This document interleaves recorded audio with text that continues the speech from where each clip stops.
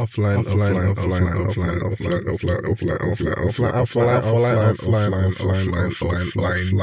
games. Hey gameheads, you guys are really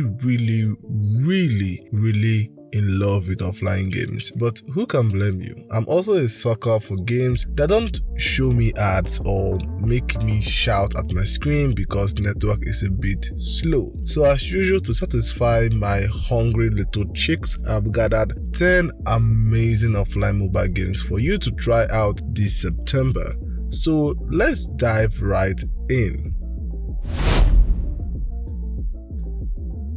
Let's begin things steadily with The Escapist 2, a pretty massive sandbox title where you try to escape from a max security incarceration using a variety of well-thought-out strategies and careful planning. Escapist 2 really tries to simulate, although a bit exaggerated, the life of a prison ward. You go about your tedious, repetitive daily routines, gathering info, building and crafting supplies, making allies, fighting off rivals, and lots more. Each day getting closer to the ultimate goal of escaping the confinement. I remember playing this, and although it didn't technically click with me, my younger brother loved it. And since no one has uttered a word about it since, The Escapist 2 is available on all mobile platforms and it's paid.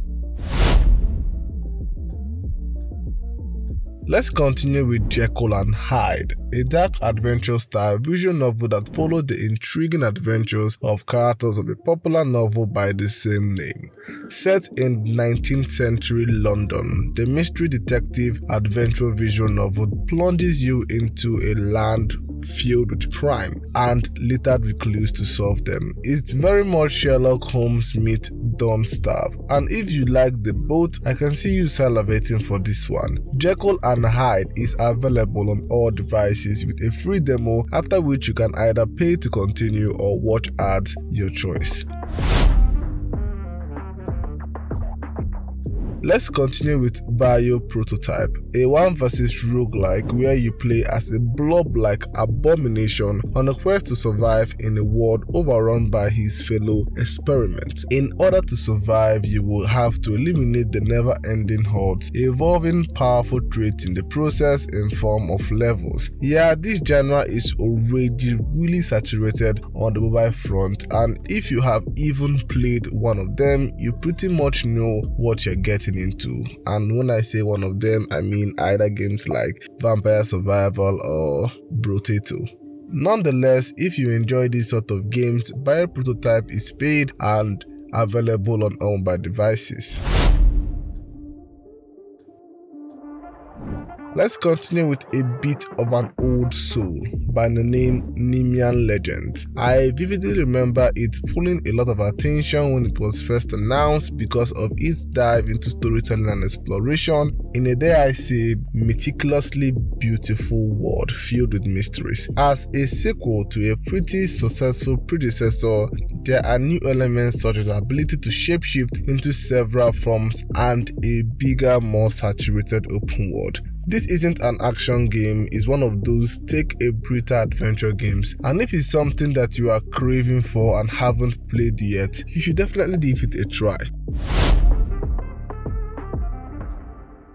Next up is Tales of the Neon Sea. I believe I've already talked about this back when it was still in its pre-registration, but its unavailability on the Play Store threw it right under my radar, blinding me to its release. But enough of the chatter. Tales of the Neon Sea is a cyberpunk detective adventure game rendered in nostalgic retro pixel graphics. The story follows a private detective Rex solving a murder case that hints to the sparks of a robot uprising. As he draws closer to the mysterious case, elements of the divine seem to weave his very fate and maybe grant his long-lasting wish. The atmosphere of the game is very surreal and dark, clashing with the colorful environments and weaved together by the puzzle solving and the use of a double protagonist, Rex and his cat. The game is nice and has received equally pleasant reviews, so it won't hurt to try it out, although it's only available on TapTap. Let's speed things along with a racing title, Art of Rally, one of the latest published titles by Noodle Cake. It's a very arcade style racer where you drive around beautifully rendered polygon real-life inspired location in iconic 1960s rally cars. And that's pretty much all there is to know about the game, which may sound a bit too simple, but it knows what it is and rolls with that nicely. Race and drift while enjoying pleasant sceneries and relaxing music. Simple, precise, and right to the point. Something for rally arcade fans of all ages. It's available on all mobile platforms and it's paid. Next up, we have a pretty underrated one by the name Rhythm Fighter. Launched a few years back, it had a unique premise mixing beat-em-up side-scrolling action with rhythm and roguelike mechanics, kind of like High Five Rush but a more platformy roguelike game. The game lets you hit, dodge, launch fiery combos, all while executing the whole sequence to head-bopping music. I really like the idea behind the game and it seemed to have resonated with PC players, but on mobile it was kind of swept on the rug. So if you're looking for something a bit different, a bit experimental, a bit rhythmical, Rhythm Fighter might just be that game.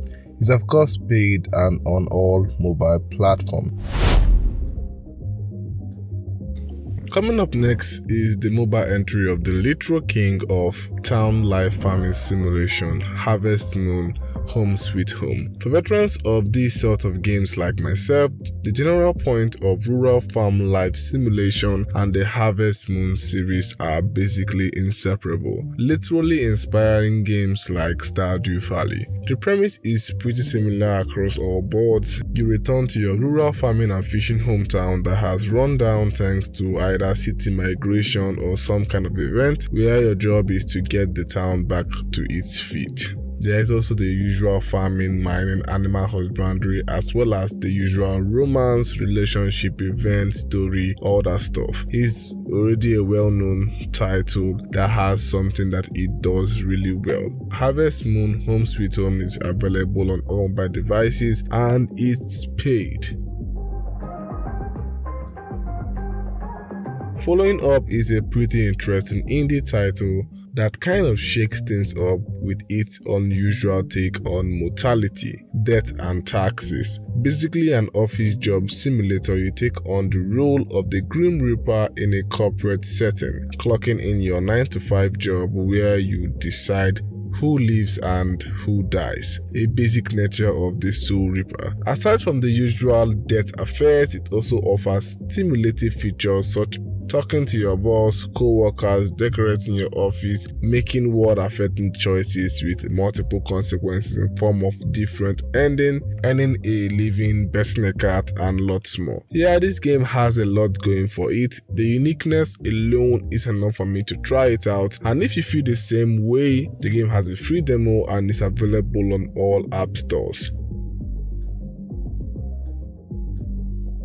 Let's wrap things up with a good old ARPG, Trials of Mana, a 3D 2020 remake of the 1995 action RPG by the same name. The Mana series is among the very echelon of ARPG gaming, and this entry is no pushover either. You take control of 3 out of 6 protagonists. While each begins with their own narrative, they are eventually drawn into a single quest that kind of ties the whole story together. As a revamped remake, the graphics are very much up to par, really colorful and vibrant. The combat is really interesting, the characters intriguing, and the overall story strong.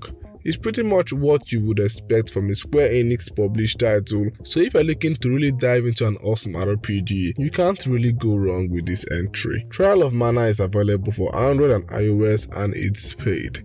And with that, we are done. So which of these awesome offline games will you try out? Let me know in the comment section. Thanks for watching. It's your host P-Doc. You can now subscribe and like to make the video go further, and I will see you in the next one. I'm out though.